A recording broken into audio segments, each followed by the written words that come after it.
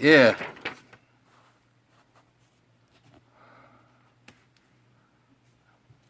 막상 시작해버리니까 지금 네 번째 지금 찍고 있습니다.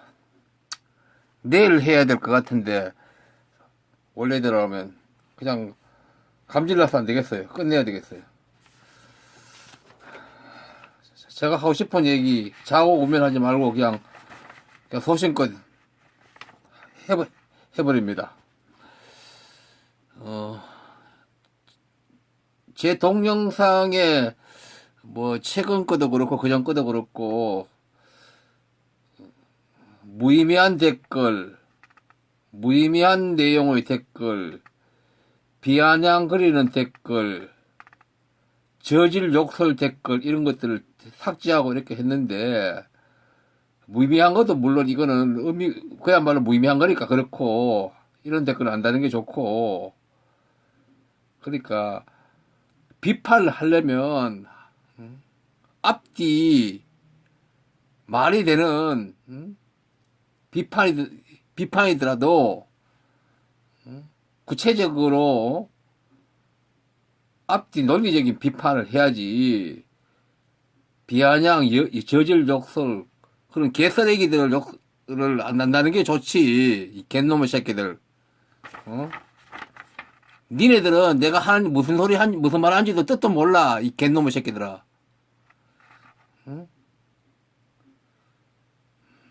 니네들이 내가 하는 말을 의미를 알면 그런 거 달 리가 없어.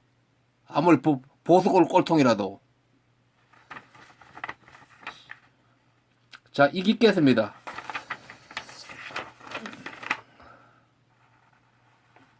내가 이 유튜브가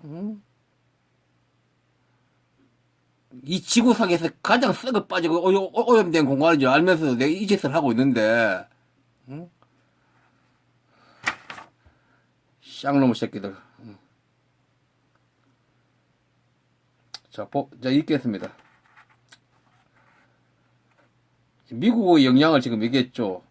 자, 미국에 대해서 이제 미국이 그렇게 이제 여러 가지 역동적인 나라이고 어떤 세계 경찰 국가가 되었고 인적 물적 요소가 이제 특별한 나라가 되었는데 어쨌든 그런 어떤 역사적 배경과 관련해서 자본 우위의 국가가 되었고 결국 한국에서 그런 정치, 경제, 사회, 문화 모든 면에서 영향을 미쳐가지고 어떤 한국의 어떤 경쟁 일변도, 자본 절대 우위, 양극화 이런 것들이 미국적 그런 어떤 요소들이 큰 영향을 미쳤다 그런 얘기고. 자, 그럼 다시 그러면 미국의 영향을 받은 대한민국은 한번 보도록 하죠. 대한민국은 문명사회로 진입하는 과정, 즉 근대화, 근대 국가로 진입하는 과정이 우리는 없었죠. 바로 그 조선 구체제에서 일본의 그거 압제 기간을 거쳐버리면서 바로 그거 우리 스스로 어떤 근대화의 경험을 가질 기회가 없이 그렇게 되어버린 거죠. 2차 세계대전 끝나면서 대한민국은 문명화 사회로 진입한 과정에서 이제 정상적으로 가져야 할 다양하고 긴 역사적 그런 어떤 복잡한 경험들을 인간 세계는 가지면서 문명화가 이루어지는데 그런 과정을 거치지 못하고 바로 미국적인 지향과 그 질서를 그 질서의 영향의 지배 안으로 바로 들어가 버렸다. 그 얘기죠. 미국적 지향과 질서란 것은 뭐 정치, 경제, 사회, 문화의 구조, 그리고 인간의 욕망의 구조까지 모든 면에서 미국적 지향과 질서를 닮아가는 식으로 그 속으로 들어가 버렸다. 그건 우리 역사의 어떤 운명적 구조가 그렇게 돼버렸죠. 그러니까 우리 조상들이 잘하고 뭐라고 이제 그 얘기는 변론을 하고요. 그러나 그렇게 들어갔다고 해서 무조건 나쁜 건 아니고 그렇기 때문에 또 미국의 지원에 큰 힘을 입어가지고 가난과 무지로부터도 탈피할 수 있는 그런 어떤 행운도 가졌죠, 우리가. 그래, 미국을 무조건 비판할 수만 없다, 그러죠, 그런 면에서는. 그래서 또 그런 기초 위에 대한민국은 적어도 국가총량에 있어서는 세계 시장에 겨룰 수 있는 어떤 산업 국가가 되었고, 그 미국으로부터 오는 긍정적인 우리 민족적인 그런 효과였죠. 이제 그건 그렇고, 이제 부정적인 효과를 우리는 지금 얘기를 하고 있으니까, 왜냐하면 대한민국의 어떤 이런 양극화나 이런 문제를 우리가 지금 주제로 얘기를 하고 있으니까, 그 부정적 효과를 첫째로 남북 분단이 있죠. 물론 이것은 단지 미국만의 의지가 전적인 것은 아니죠. 전적으로 우리가 지정학적 위치, 여러 가지 역사적 사정에 의해 가지고 해방 공간에서 국제적 질서의 어떤 산물이죠. 대한민국 분단이라는 것은. 또 분단된 그 국가에 독재가 들어섰죠. 그 이승만 씨가 그 미국에 친화된 전형적인 인물이라서 그 들어오게 되었는데, 그래 미국의 어떤 세계 질서 차원에서 이제 이승만이 그 맞아 들어가는 거죠.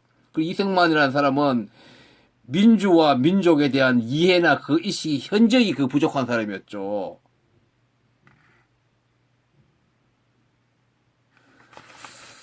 그리고 여기서 소위 뭐 식민지 근대화론이니 친일 세력 이승만, 진보적 독립운동 세력 등 이런 어떤 여러 가지 개념이 나올 수 있는데, 그러니까 우리가 그거 역사의 이해에 있어서 특히 그거 일제강점기라든지 그 해방 후 공간 이거에 대한 역사의 이해에 있어서 보수와 진보라든지 이 차이 이런 어떤 진영에 따라서 극명하게 다르게 해석을 하고 그런 게 있는데, 어쨌든 그걸 떠나서 역사는요, 흔히 사실과 해석을 얘기를 해요, 주로요.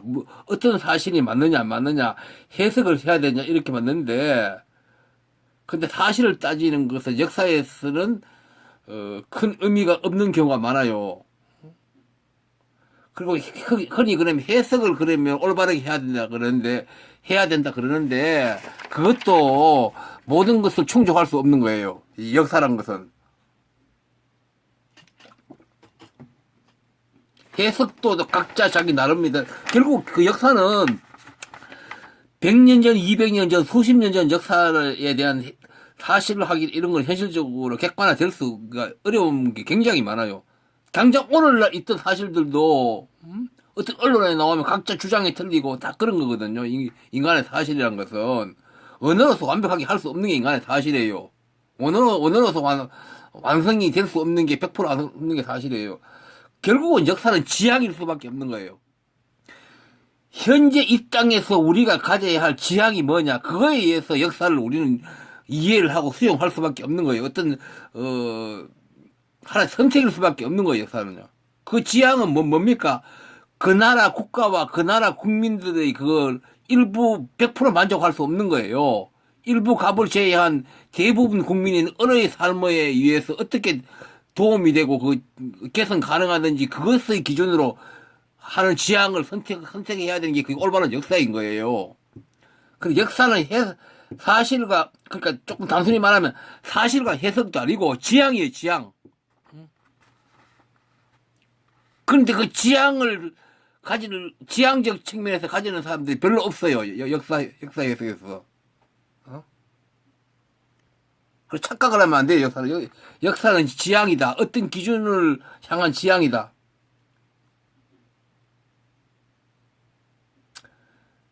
역사가 들어와 있는 현재의 해석과 미래 지향으로서 역사적 경험이어야 하기 때문에 만약에 그게 지향이 아니면 역사는 필연적으로 현재와 미래를 향해 갑을 위한 도구로서 사용되기가 쉽다 이런 얘기예요. 역사가 지향이 안 되면 갑을 위한 도구로 사용되기가 쉬운 성격이 있는 게 역사예요.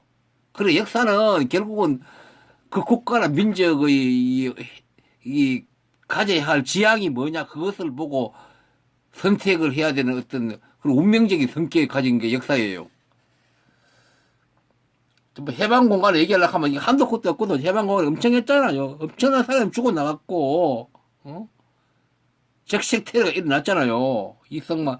물론 이승만 얘기하면 지금 보수 쪽 사람들은 무슨 국부락하고 저한테 비판하고 하겠지만, 그냥 합리적으로 비판하세요. 그건 다 봐도 좋아요. 뭐, 최근에 보니까 또 갑자기 생각났는데, 김원봉에 대한 무슨 서운을 두고 뭐 의열단을 이끌었던 김원봉이죠. 두고 시끄럽던데, 어쨌든 그 당시에 문인들도 등도 이렇게, 문인들도 많았고, 독립운동가들이 월북을 많이 했죠. 그때 해방공간에 48년이나 그 당시에 47년, 48년. 월북도 하고 많이 했는데, 자, 그거 성재준 씨가 얘기했던 거, 어디서 제가 동영상을 봤는데, 뭐 다 좋은데, 김원봉 씨가 의열단을 이끌고 독립은 다 좋은데, 북한으로 갔지 않느냐, 결국은. 그 사람한테 그런데 서울을 좀 어떻게 하느냐, 빨갱이인데, 뭐 이런 식으로 얘기하더라고요. 그건요, 인간 역사에 대해서 그거 초딩 수준으로 이해하는 거예요. 48년도, 49년도, 47년도 그 당시 시대적 아픔의 민족 상황하고 현재 수십 년 지난 거하고는 그 시대의 기준으로 인간 행위에 이해를 해야 된다는 그런 기본을 그것을 모르고 하는 그거는 인간 역사, 인간 삶에 대해서 모르고 하는 소리예요. 그런 소리는. 제가 항상 했죠. 어느 시대 시점도 반전이 구체적으로 그 시점에 맞는 해석을 해야 한다 그랬죠. 48년도부터 48년도 맞는 해석을 해야 되는 거예요. 오늘날 2019년이 우리 기준으로 해석하면 안 되는 거예요. 이런 경우에는. 그때 그 당시 사실에 대해서 해석을 해야 되니까. 무슨 말이냐가 보죠. 그때 이승만 세력이 미국과 손잡고 친일 세력이 집권한 건 그건 객관적인 사실이잖아요. 친일 경찰들이 전부 다 한국 경찰 되고 인권 탄압하고 뭐 4.3 사태니 뭐 무슨 그 여순 사건 이 얘기인데 그 얘기 안 할게 그 얘기는 그 역사적 문제로서 그 장래에 또 계속 문제 되겠지만도 결국 뭡니까 메가와트 사령검 하지 중장 뭐 이런 사람들이 한국에 대해서 그 사람들 무슨 관심이 있겠어요. 자기들이 그거 관리하는 수많은 세계 국가 중에 작은 나라 하나인데 한국인의 아픔, 한국 민족의 아픔이 뭘 깊이 알겠어요, 그 사람들이. 결국 미군정 하에 모든 것을 움직였고, 자, 그 과정에 독립운동 한다 하고, 가족이 죽어나가고, 그 고생을 하고, 수십 년을 고생했는데, 김원봉 씨 같은 경우는 22년도인가 독립운동 시작했나, 그렇죠. 20년 넘게. 막상 해방된 조국에는 혼란이 일어나고, 내 조국 독립을 위해서 피를 바친 결과가 결국 환멸을 느끼고 또 그 당시 이승만 세력이 가지고 좌파 세력 잡는다고 그 생명의 위협을 하고 이렇게 하는 그런 공포의 상황이었거든 그 당시에요.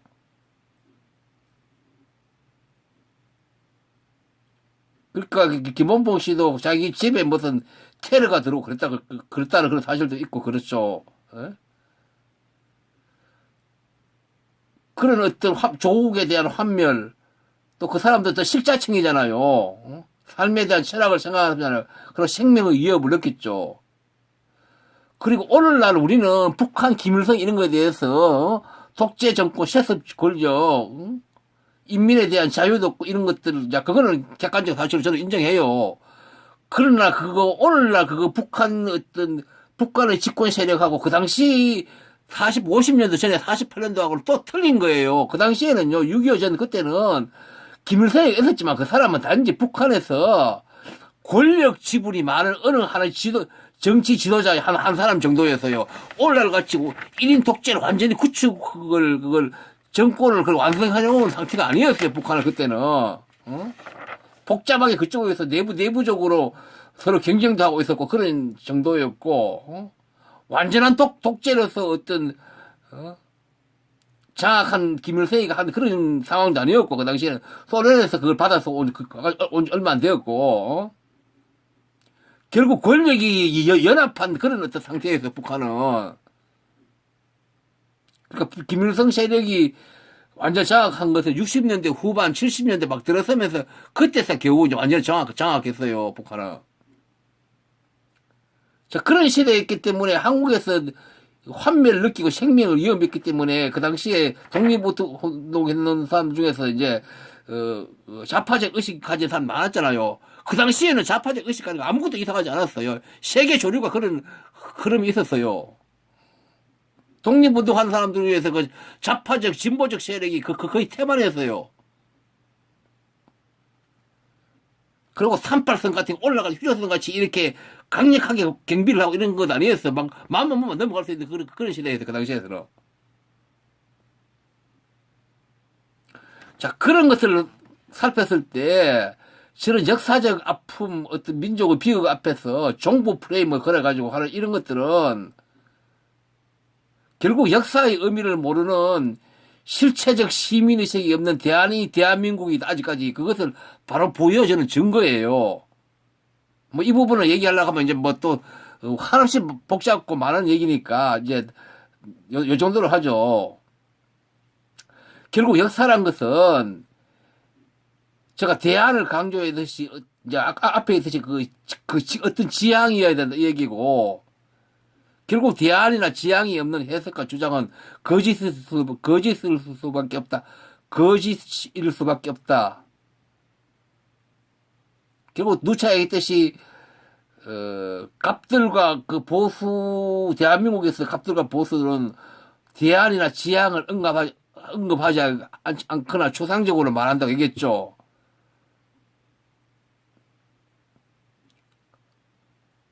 왜냐하면 그들에게 을들을 위한 정신과 보편성이 없는 이치상 그럴 수밖에 없는 거예요.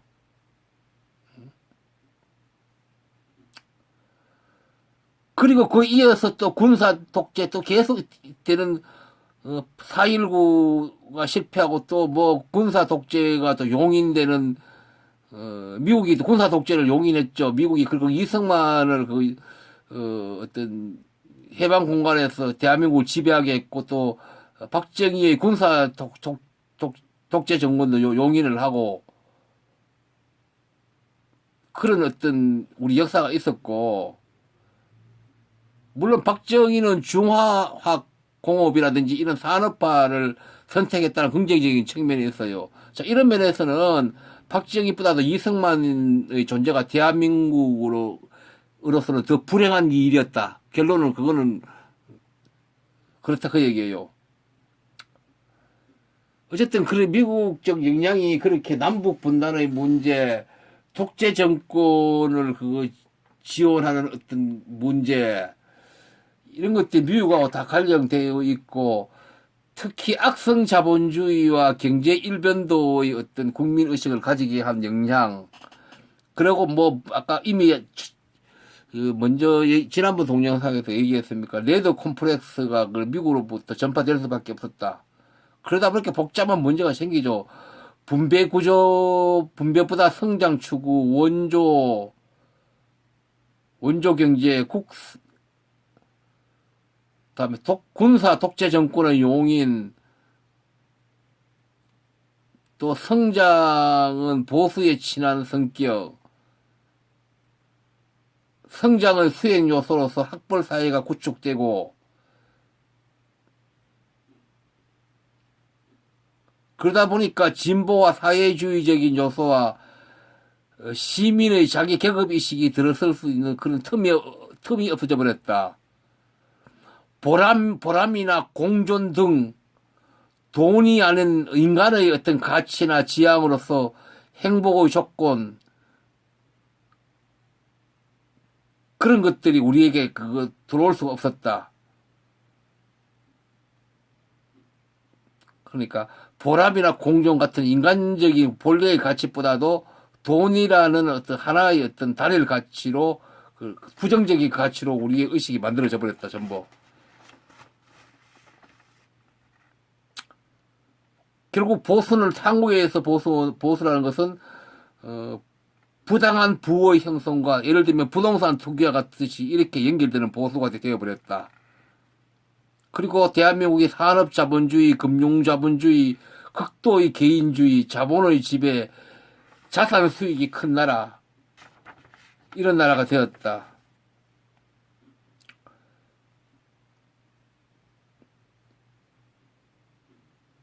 또 직업도 귀족 직업과 천민 직업으로 분화되었다.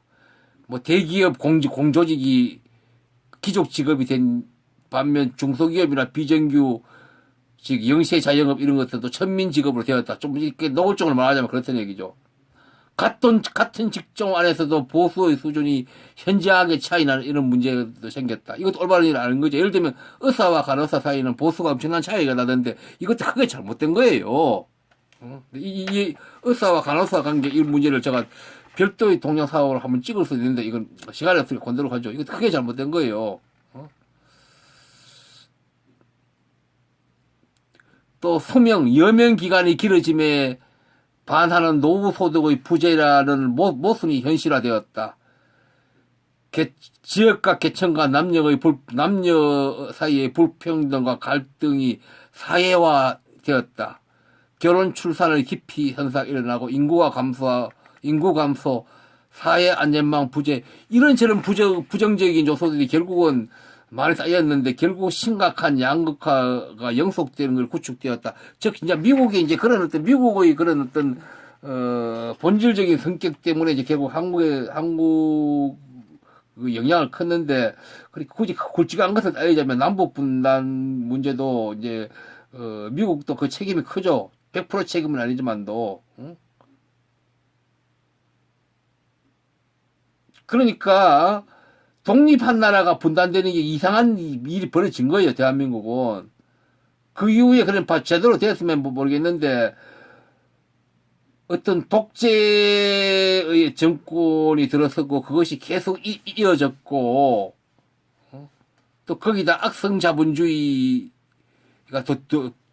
들어왔고, 또 레더 컴프레서 들어왔다. 이런 것들이 이제 미국하고 이제 100% 관련은 아니지만 상당 부분 그 주요한 원인이 미국과 관련되는 이런 영향이었다. 이런 얘기인데 결국 제 얘기가 이제 결국 한국이 그렇게 이렇게 된 것들이 이제 우리가 그 어쨌든 간에 뭐 선택의 여지가 없이 미국 관련해서 이렇게 해서 이제 우리가 미국이 아니고 다른 어떤 예를 들면 구라파의 어떤 사회주의적 의식이 정착된 국가와 관련되는 어떤 문명적으로 맺었다. 이러면 또 우리나라가 현재의 모습과 전혀 다른 모습이 되어서 있었겠죠. 어쨌든 그렇다는 얘기고 지금 이 부분에 대해서 얘기를 더 해야 되는데 더 도저히 못 하겠습니다. 이제 이걸로 끝내야 되겠습니다. 끝내야 되겠고 어떤 결론을 딱 낼 수 없는 거고 나머지는 각자 알아서 해석하십시오. 댓글을 뭐 달든 말든 달더라도 욕짓거리 이런 거 그런 짓거리는 하지 말고 제대로 달든지 당신네들이 내가 하는 얘기를 무슨 소리인지도 못 알아들으면서 욕짓거리 그런 거 달 필요 없지. 여기서 끝내겠습니다. 예.